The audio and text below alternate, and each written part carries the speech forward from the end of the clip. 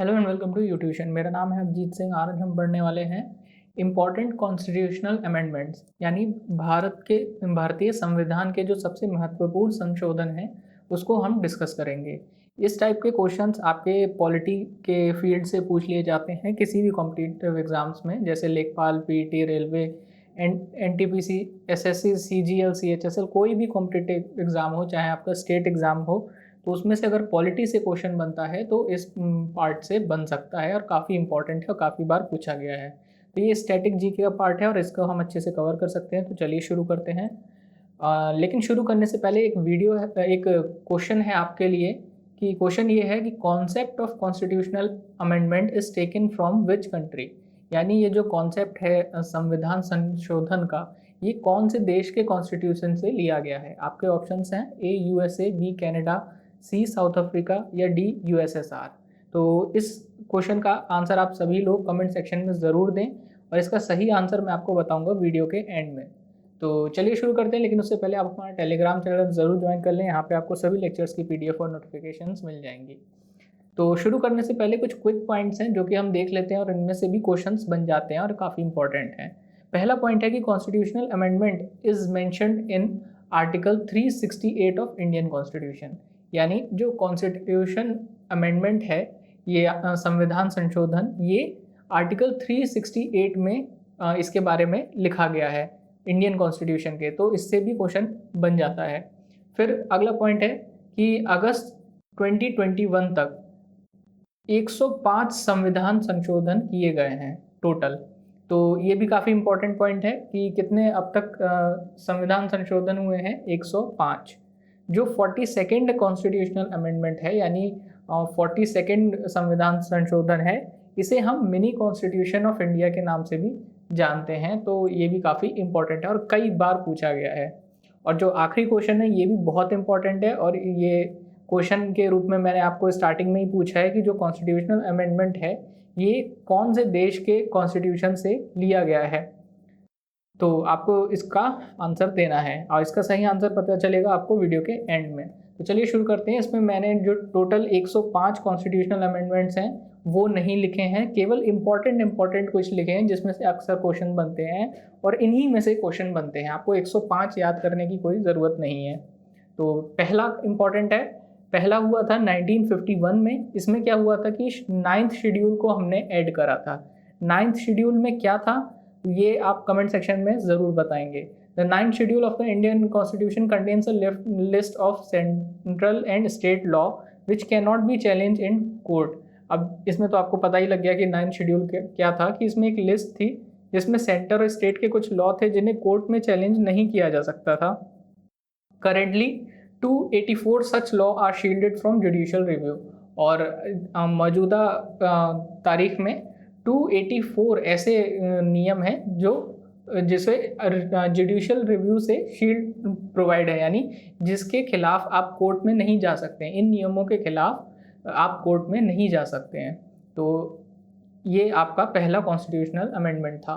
3 more grounds of restrictions on article 19 यानी freedom of speech and expression were added. यानी जो आपके freedom of speech और expression है उसका आर्टिकल कितना है, आर्टिकल 19(1), उसमें 3 और ज़्यादा पॉइंट्स ऐड करे गए थे। अगला आपका अमेंडमेंट है जो कि काफ़ी इंपॉर्टेंट है, वो है 7th कॉन्स्टिट्यूशनल अमेंडमेंट। पहला था, उसके बाद से 7th है, बीच के आपको छोड़ देने हैं, वो इतने इंपॉर्टेंट नहीं है। अगर आप याद कर सकते हैं तो ज़रूर याद करें सारे। तो ईयर है इसका 1956। जो 7th इंडियन कॉन्स्टिट्यूशनल अमेंडमेंट है was needed to implement the recommendation of state recognisation commission regarding the reorganisation of states in on a linguistic basis. मतलब क्या हुआ इसका, भाषा के आधार पर राज्यों का निर्माण करना। तो इस भाषा के आधार पर राज्यों का जो निर्माण करने की प्रक्रिया है ये 7वें संविधान संशोधन से लागू हुई। इंट्रोडक्शन ऑफ यूनियन टेरिटरीज, हमने यूनियन टेरिटरीज का इंट्रोडक्शन भी इस संविधान संशोधन के थ्रू लेकर के आए थे हम। The provision of having common high court for 2 और मोर स्टेट्स वर इंट्रोड्यूस, यानी 2 या 2 से ज़्यादा अधिक राज्यों के high courts, common high courts होना, ये भी इसी संविधान संशोधन से लाया गया था।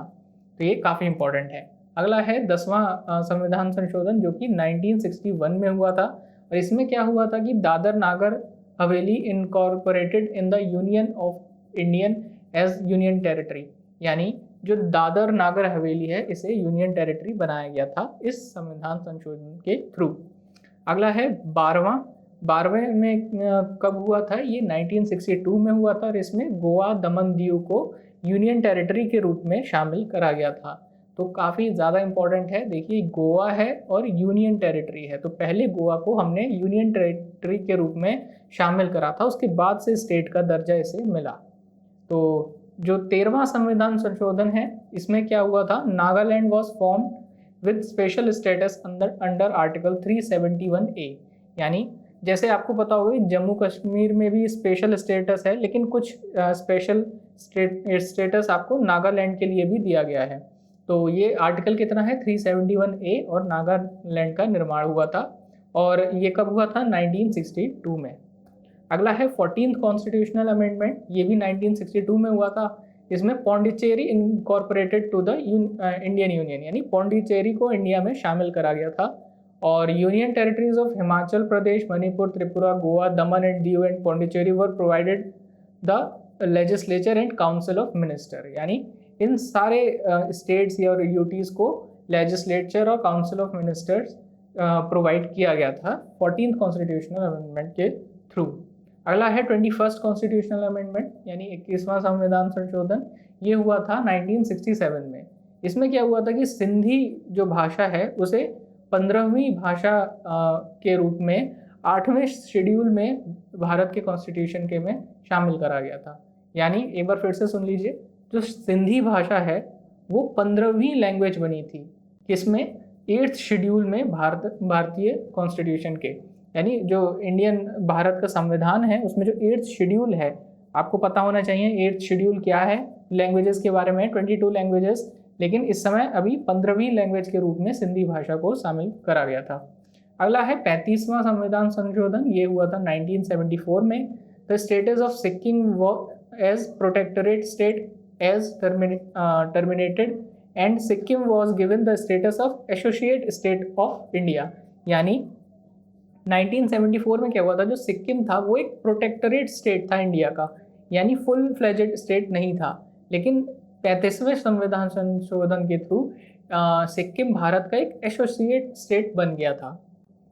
अगला है 36वां संविधान संशोधन, और ये हुआ था 1975 में, यानी 74 के जस्ट बाद 75 में, और सिक्किम को एक पूर्ण राज्य का दर्जा मिल गया था। यानी सबसे पहले सिक्किम एक प्रोटेक्टोरेट स्टेट था, उसके बाद एसोसिएट स्टेट बना, और उसके बाद जाके इसे फुल फ्लेजेड स्टेट का दर्जा मिला। अगला है 42nd कॉन्स्टिट्यूशनल अमेंडमेंट, जो कि बहुत इंपॉर्टेंट है, आपको इसका ईयर, इसके पॉइंट्स सब कुछ बिल्कुल रटे हुए होने चाहिए, इसमें से क्वेश्चन पूछता ही पूछता है।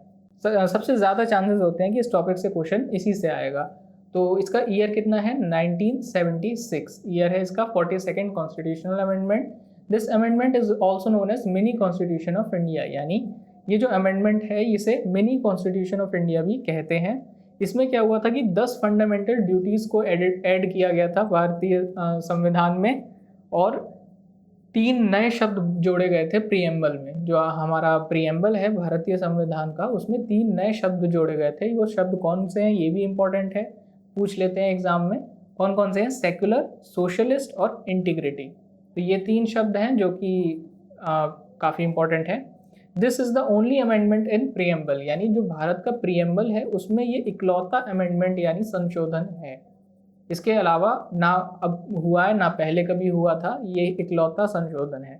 अब इसी में से एक क्वेश्चन भी आपसे पूछ लेता हूँ, इसका भी आप आंसर कमेंट सेक्शन में देंगे। और क्वेश्चन ये है कि fundamental duties are taken from the constitution of which country, यानी जो फंडामेंटल ड्यूटीज़ हैं ये कौन से देश के संविधान से ली गई हैं। तो इस क्वेश्चन का आंसर भी आप कमेंट सेक्शन में करेंगे, काफ़ी इंपॉर्टेंट है, तो प्लीज़ इसे इग्नोर मत करिएगा। अगला है 44th कॉन्स्टिट्यूशनल अमेंडमेंट, यानी 44वां संविधान संशोधन, ये हुआ था 1978 में। इसमें राइट टू प्रॉपर्टी, यानी जो प्रॉपर्टी का जो अधिकार था उसे हटा दिया गया था फंडामेंटल राइट से, जो कि आर्टिकल 31 में था, और इसे एक लीगल राइट बना दिया आर्टिकल 300A के तहत। तो जो पहले राइट टू प्रॉपर्टी एक आपका फंडामेंटल राइट हुआ करता था, लेकिन इसे वहाँ से हटा करके एक लीगल राइट बना दिया गया। और अगला पॉइंट क्या है कि इमरजेंसी के बेसिस चेंज कर दिए गए कि किस बेस पे इमरजेंसी लगेगी देश में, उसको चेंज कर दिया गया। Right of media to report freely, जो मीडिया है उसको अधिकार मिला कि वो फ्रीली रिपोर्टिंग कर सके विदाउट सेंसरशिप, बिना किसी रोक टोक के, बिना किसी सेंसरशिप के। The proceedings in parliament and legislatures, यानी जो पार्लियामेंट में प्रोसीडिंग्स होती हैं उनकी और स्टेट लेजिस्लेचर्स की, वो रिपोर्टिंग फ्रीली कर सकती है। अगला है 52nd कॉन्स्टिट्यूशनल अमेंडमेंट, और ये हुआ था 1985 में। और इसमें क्या हुआ था, a new 10th schedule was added providing for the anti defection law, यानी 10वां शेड्यूल जो भारतीय संविधान में शेड्यूल्स हैं, 12 शेड्यूल्स हैं, उसमें से 10वां शेड्यूल 52nd कॉन्स्टिट्यूशनल अमेंडमेंट के थ्रू ऐड किया गया था, जो कि कानून देता है एंटी डिफेक्शन लॉज के कानून को के बारे में बात करता है। और यहीं पे मैं आपसे तीसरा क्वेश्चन पूछ लेता हूँ कि जो एंटी डिफेक्शन लॉ है ये हमने कौन से देश के संविधान से लिया है। तो सारे क्वेश्चन लगभग इसी टाइप के हैं कि हमने ये चीज़ कौन से देश के संविधान से ली है, और ये क्वेश्चन काफ़ी इंपॉर्टेंट है, कई बार पूछे जाते हैं, तो इसको आप प्लीज़ इग्नोर ना करें, इसका आंसर कमेंट सेक्शन में ज़रूर दें। अगला है 61st कॉन्स्टिट्यूशनल अमेंडमेंट, जो कि हुआ था 1989 में। और इसमें क्या हुआ था कि जो वोटिंग एज है वो डिक्रीज़ यानी घटा दी गई थी, 21 से 18 साल कर दी गई थी लोकसभा और लेजिस्लेटिव असेंबली इलेक्शंस के लिए। तो जो वोटिंग का एज है जो कि इस समय 18 है, वो इसी ईयर 1989 में करी गई थी, 21 से घटा करके 18 कर दी गई थी। अगला है 71th constitutional amendment, 71st constitutional amendment, जो कि हुआ था 1992 में। इसमें क्या हुआ था कि कोंकणी, मणिपुरी और नेपाली लैंग्वेजेस को, इन भाषाओं को 8th शेड्यूल में ऐड करा गया था। तो टोटल जो ऑफिशियल लैंग्वेजेस होती हैं वो बढ़ के कितनी हो गई, 15 से 18 हो गई।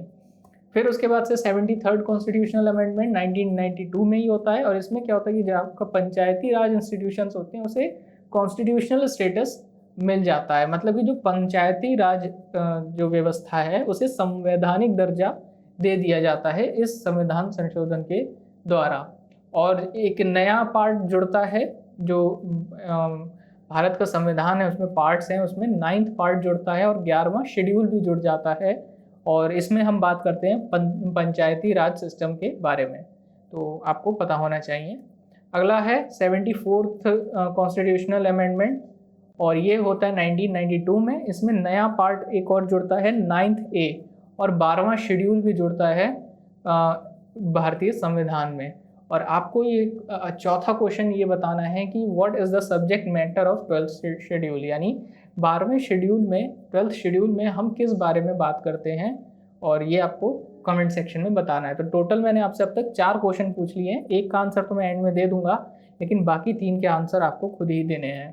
अगला है 86th कॉन्स्टिट्यूशनल अमेंडमेंट, जो कि होता है 2002 में, और इसमें एलिमेंट्री एजुकेशन जो होती है बच्चों की, उसे फंडामेंटल राइट बना दिया जाता है। फ्री और कंपलसरी एजुकेशन देने की बात कही गई है 6 से 14 साल के बच्चों को, यानी जो आपका फंडामेंटल राइट, आपका अधिकार, फंडामेंटल अधिकार जो है वो एलिमेंट्री एजुकेशन है, यानी 6 से 14 साल की उम्र की जो एजुकेशन है वो आपका अधिकार है।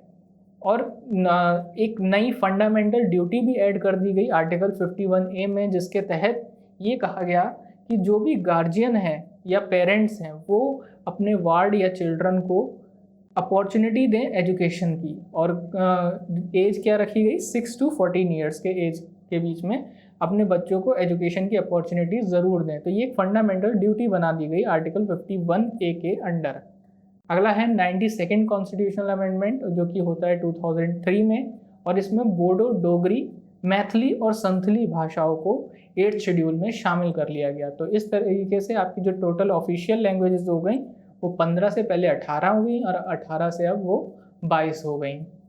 अगला है 100th कॉन्स्टिट्यूशनल अमेंडमेंट, यानी 100वां संविधान संशोधन, जो कि हुआ था 2015 में। इसमें क्या हुआ था, हमने लैंड बाउंड्री एग्रीमेंट हुआ था इंडिया और बांग्लादेश के बीच में।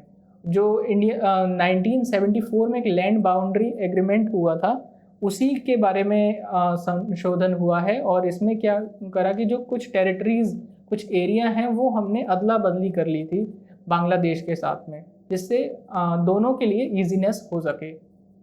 Provisions relating to the territory of 4 states, और इसी की वजह से जो 4 राज्य हैं भारत के, असम, वेस्ट बंगाल, मेघालय, इनके जो टेरिटोरियल एरिया है उनके में भी चेंजेस करने पड़े थे।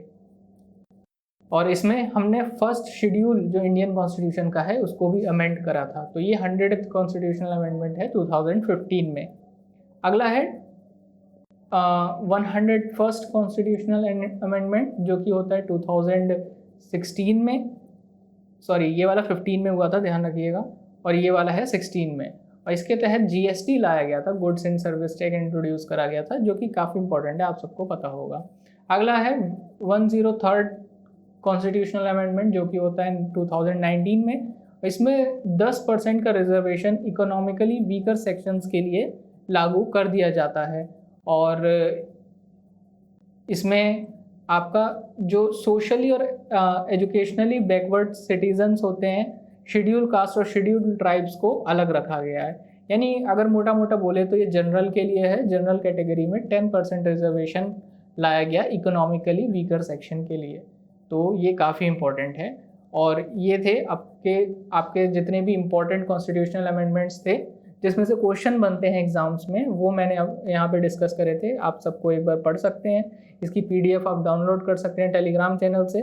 देखते हैं अब सॉल्यूशन देखते हैं इस क्वेश्चन का। मैंने आपसे स्टार्टिंग में ये क्वेश्चन पूछा था कि जो कॉन्सेप्ट है संविधान संशोधन का, ये किस देश के संविधान से लिया गया है। तो आपके ऑप्शंस थे A USA, B Canada, C South Africa या डी यूएसएसआर। तो इसका सही आंसर है सी साउथ अफ्रीका।